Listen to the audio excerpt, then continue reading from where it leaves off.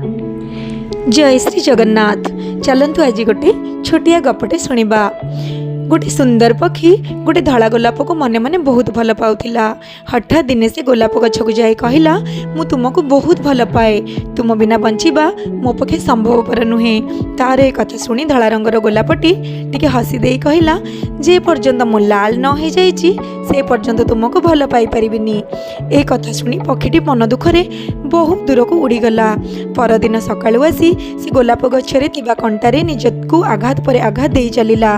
ता शरीर रे कंटा बाजी बहुत रक्तस्राव हैला। तापरे से सुंदर पक्षीटीर रक्त रे गोलाप धीरे धीरे लाल हेबाकु लागिला।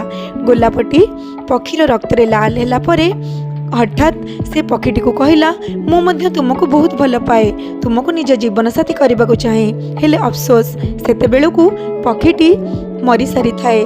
ठीक सेमिति तुम एठी जहाकू निज जीवन ठू बेसी भल पाइब से ही प्रथमे तुम दुखर कारण हेबो। तुम जार जेते केयर करिबो से तुमको सेते अणदेखा करिबो।